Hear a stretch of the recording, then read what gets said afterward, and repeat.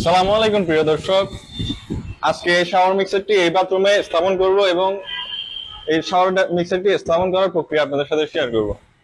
আমি আছি মোহাম্মদ মমিন আপনাদের সাথে, আর আমার সাথে আছে Asif. Asif, come here. Okay, প্রথমে এটা আনবক্সিং করে দেখে ভিতরে কি কি আছে। আচ্ছা, এটা মডেলটা আগে বলে নি। এটার মডেলটা হচ্ছে শরীফ, ব্র্যান্ডের নাম হচ্ছে শরীফ SM73032A। এটা হচ্ছে এটার মডেল, শাওয়ার মিক্সারটির মডেল। আচ্ছা, প্রথমে খোলার পরে একটা হ্যান্ড শাওয়ার পাইপ আর হ্যাঙ্গিং করার জন্য স্ট্যান্ড। তারপরে হচ্ছে যে একটা বক্সে আসতেছে স্পাউট। স্পাউট বলতে যেটা পানির কল বোঝায়, ওটার নাম হচ্ছে স্পাউট। স্পাউটের জন্য একটা কভার। আর এটা হচ্ছে যে স্পাউট, এটা হচ্ছে টু ওয়ে স্পাউট। মানে এটা হচ্ছে সুইচ, একটা সুইচ দিলে পানি কল দিয়ে পড়বে, আরেকটা সুইচ দিলে পানি হ্যান্ড শাওয়ার দিয়ে পড়বে। তারপরে আসতেছে যে ডাইভার্টারটি, অ্যাকচুয়াল শাওয়ার মিক্সার যেটা ডাইভার্টার বলে আর কি। সো ডাইভার্টার আমরা স্থাপন করার আগে এগুলো খুলে ফেলবো, খুলে দেন স্থাপন করব। এটা হচ্ছে শাওয়ার মিক্সারে হট এন্ড কোল্ড ডাইভার্ট করার জন্য, আর এটা হচ্ছে সুইচ। আপনার পুল করলে এটা পুল এন্ড পুশ। এই পুল করলে পানি শাওয়ারে পড়বে, আর রেন শাওয়ার পড়বে, আর পুশ করলে হ্যান্ড শাওয়ার হবে। মানে এটা হচ্ছে যে সুইচ, এটা দিয়ে একটা নিচে একটা উপরে। নিচেরটা পড়বে যে স্পাউটে, উপরেরটা পড়বে যে শাওয়ারে। মানে ঝর্ণায় একটা, কলে একটা। তো প্যাকেটের ভিতরে এতটুকু আছে। আর একটা অ্যালেঙ্কি দিছে, এটা দিয়ে আপনার লিভারটি খোলার জন্য একটা অ্যালেঙ্কি দিছে।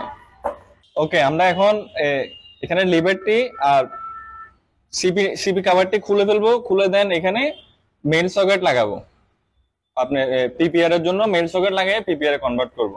আচ্ছা, মেইন সকেট গুলো টাইট করে নিয়েছি। এখন এখানে স্থাপন করব। স্থাপন করার জন্য মাপ মেজারমেন্ট যা নেওয়া দরকার নিয়ে ফেলবো, দেন স্থাপন করব। স্থাপন করার পরে আপনাদেরকে ডিটেইলিং বুঝাবো। তো আগে স্থাপন করে নিই, তারপরে বোঝাবো। স্থাপন করার প্রক্রিয়াগুলো একটু লেন্থি, ভিডিও লম্বা করতে চাচ্ছি না আর কি। করার পরে আপনাদেরকে বিস্তারিত বোঝাবো। শাওয়ার মিক্সারটি স্থাপন করা হয়ে গেছে আমাদের। এখন বাকি আছে যে খুব ইম্পর্টেন্ট কাম, যেটা বাকি আছে গুরুত্বপূর্ণ, সেটা হচ্ছে যে লেবেলিং করা। মানে এটা লেবেল করতে হবে, তারপরে এটা থেকে এটা, দেন শাওয়ার, তিনোটা একই ওলমে থাকতে হবে। না হলে টাইসের পরে একটা এদিকে থাকলে দেখতে বেশি লাগবে। তো আমাদের থেকে এখন এটা ওলম মিলাবো, তারপর লেভেল দেখবো, তারপরে জাম করব, মশলা দিয়ে জাম করব। তো আমাদের ইনস্টলেশন প্রাথমিকভাবে শেষ। তো আমি এখন আপনাদেরকে মাপ মেজারমেন্ট গুলি বলতেছি। এই শাওয়ার মিক্সার যেটা আছে ডাইভার্টার ফ্লোর থেকে, মানে টাইসের আগে ফ্লোর থেকে 46 থেকে 48 এর ভিতরে থাকবে। তো আমি এখানে দোনোটার মাঝখানে 48 সেন্টার করে রেখেছি। এখান থেকে দোনোটার মাঝখানে 48 ইঞ্চি সেন্টার করে রেখেছি। এটা 46 থেকে 48 এর ভিতরে থাকবে। তারপরে পানির কলটা আর কি, যেটা পানির কল, স্পাউটের পয়েন্টটা থাকবে যে নিচে ফ্লোর থেকে 28 ইঞ্চি। 28 ইঞ্চি থাকলে টাইসে 2 ইঞ্চি চলে গেলে পরবর্তীতে 26 ইঞ্চি থাকবে। এখন এখানে একটা প্রশ্ন আছে, এটা নিয়ে ভিন্ন মতামত থাকে বিভিন্ন জনের। অনেকে 32 ইঞ্চিতে দেয়, আমরা 28 ইঞ্চি দিই, কারণ 32 ইঞ্চিটা উঁচু থাকে, এটা ইউজ হয় না। আপনার একটা বালতি, মানে যেটা সাধারণ ফ্যামিলিতে ব্যবহার করে, বালতিগুলো থাকে 16, 17, 18, 20, সর্বোচ্চ 22, এর উপরে বালতি থাকে না সাধারণ ইউজের জন্য। বড় বালতি থাকতে পারে, এগুলি বাসা বাড়িতে, ফ্যামিলি বাসায় ইউজ হয় না। তো ওইটা 32 ইঞ্চি দিলে হয় কি, পানির আওয়াজটা বেশি হয়। আপনি কলটা ছাড়লেন, চতুর্থ নম্বর রুম পর্যন্ত কলের পানির স্পিডের আওয়াজটা চলে যায়। তো এটা ছাড়া পানি ছিটকায়, অনেক সমস্যা আছে। তো এটা যত নিচে দেওয়া যায় তত সুন্দর। আর অজু, এখানে অনেকে যুক্তি দেয় যে অজু করার বিষয়। অজু করার বিষয়টা হচ্ছে আপনি এখানে কলটা ছাড়লেন, আপনি ঠ্যাং দেওয়ার জন্য ঠ্যাংটা দেন, বেসিন আছে বাথরুমে, প্রত্যেকটা বাথরুমে ওয়াল বেসিন আছে, ওইখানে অজু করে আপনি পাটা এটা ছেড়ে দিতে পারবেন। আর আরেকটা যুক্তি দেয় যে আপনি কোনো সময় এরকম কোমর ব্যথা করতে হয় না, আপনি জাস্ট ইজিলি দাঁড়াবেন, এখানে ধরতে পারবেন, 28 ইঞ্চিতে আনকমফোর্টেবল হবে না। তো এটা এক একজনের এক এক ধরনের মতামত, ভিন্ন মতামত।